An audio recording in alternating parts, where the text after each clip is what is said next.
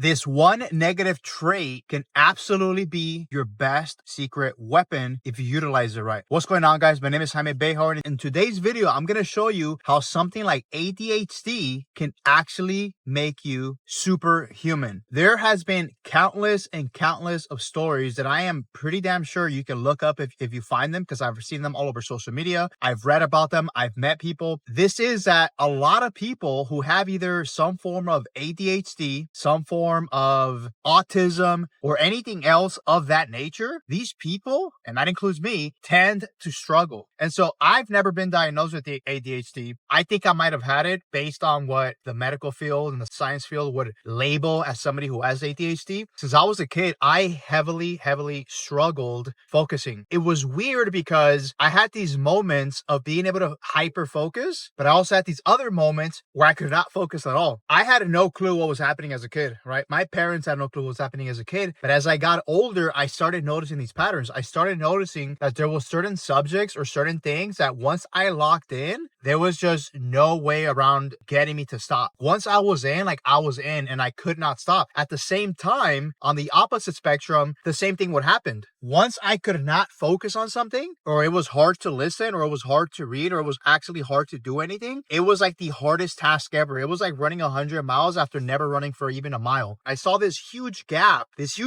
in opposite spectrums of hyper focus and also not focusing at all. And so again, I was never diagnosed with ADHD or autism or anything like that. I was diagnosed as a pretty normal kid. Like I didn't really have anything like that. I was always like, dude, what has me not be able to focus on certain things? What has me not be able to focus on other things? And part of it was that, yeah, there was just some subjects that I was just completely bored out of my mind. But there was other ones that just completely resonated with my brain, or there was just something about it that like I was really into. Not until I got older, not probably until like my mid-20s, I realized the actual strength and the actual advantage for somebody who has that hyper-focused ADHD type mentality. Once they start, they cannot stop. And it's a trait that I continuously keep seeing in the way that I do everything. Like I have this nature where like once I'm into something, once I like it, once I keep seeing that I'm getting better and better, like I keep fine-tuning until I make it as best as possible, until I become better than I could possibly ever thought that I could be. The first early signs of that for me were when I used to play video games. So like in my teenage years, and even prior to my teenage years, I used to play video games like crazy. My cousins used to play video games. Like it was a very common thing, 20 years ago, that in that age, and I think even still right now, where video games were very normal. I'm not sure about today just because my kids don't play video games. I remember like once I would start a video game, I would not be able to stop. Like I just had to keep going. I had to finish it. I had to pass the level, right? I had to keep going to the next level,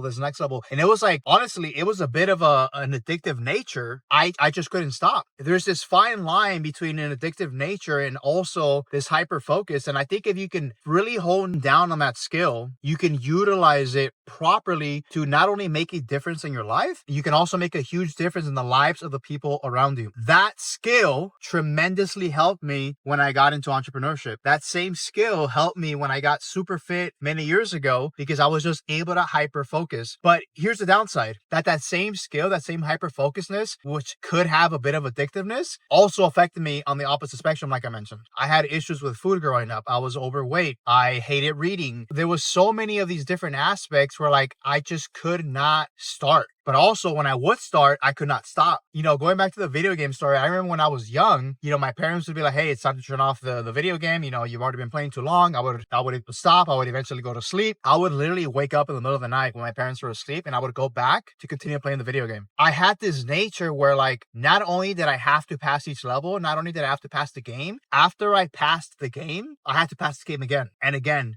and again and again. And every single time I knew I was doing this, but I couldn't quite identify why. I couldn't quite identify like what was the hyper sensation and focus and to wanting to redo it again. Part of it, looking back at it now, was like, I wanted to see how I could be more efficient. What did I miss? Could I have passed the level differently? Right? I start seeing all these different patterns on like passing a video game is not just one way, right? There are many different ways. As long as you hit certain key things, you eventually keep passing the game, going up to the next level, and then you finish the game. Once I felt like I was identifying all the potential options, I was on to the next game. and to the next game. And so I applied the exact same thing when it comes to numbers, when it comes to business, when it comes to finances, when it comes to budgeting, when it comes to anything related with making money. I became so hyper-focused, so detailed, that I decided, probably subconsciously or maybe consciously at an early young age, that I was going to put that level of focus into money, into numbers, into spreadsheets, into how could I become the best possible person for myself and get really, really, really good at this. I remember early on, even before I had started a business, I started by building spreadsheets. In these spreadsheets, I would budget, how much money I was making, what my expenses were, what I wanted to save, how I was going to save it. And I was just dialing in. Every single number had to get adjusted. Every single login had to get adjusted. The Excel sheet had to get adjusted every single day. And it was like this level of hyper focus where like it just had to be so perfect that every detail mattered. And I applied the exact same thing when it came to business. And I remember when I first started hiring the first few people, I didn't know how to communicate this, right? I didn't know how to lead people into seeing why details matter. All I knew though is that I can see the vision, and I can see that if it wasn't quite the way it was supposed to be, it would not end up at the next level, right? We would not make more money. We would not be able to find those gaps. Somebody who has ADHD or autism or any of these other medical, psychological labels that they put on us, you can actually utilize that as a strength, right? What if you just didn't have to call yourself that you have ADHD or they have autism? What if you just saw the powerful skills that is and actually apply it in a positive way? And so some of the most successful people have some form of that, right? And maybe they have actual ADHD, if it's even actually a thing, and maybe it's just a label, right? Because what if there is something going on within your brain, right? Which I really think there is. There's something going on within the brain that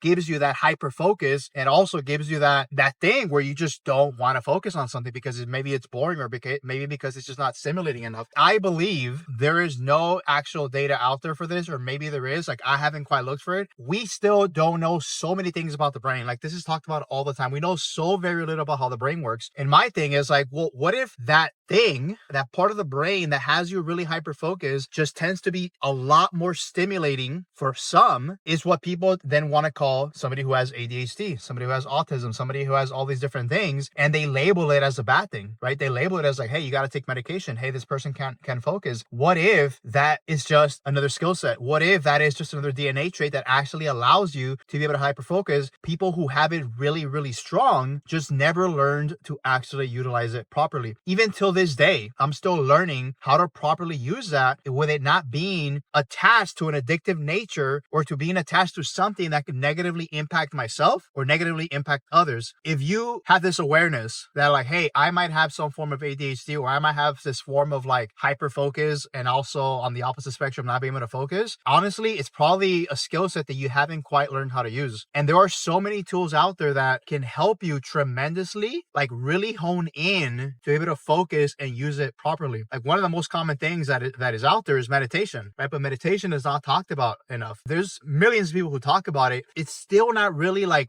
worldly, widely spread, in my opinion. Like, it's still not within the masses. Meditation and spirituality really help calm the nervous system down, right? It really helps you focus. It really helps connect to a higher power. And I think usually the people who can't quite get it is either because they had something dramatic environmentally happen, within their family, or how they grew up, or they haven't actually ran into some of these tools that can help them not necessarily calm it down or get rid of it, but it's more so getting into a flow state, right? There are some people who need to find ways to stimulate it more. There's others that it's just so stimulating that they can't quite calm it down, if that makes sense, right? Can you identify like where you are in that spectrum, right? Are you somebody who kind of struggles with that, like you really can't focus on anything? Or are you somebody who tends to be hyper focused all the time, but then you're attaching it to the wrong thing? Or you've seen yourself do it and you can identify it, but you're like, I can't quite do it in the area that I want to do it. Like, what is still having me lose focus? What is still having me do that? So if you can identify what that is and what is still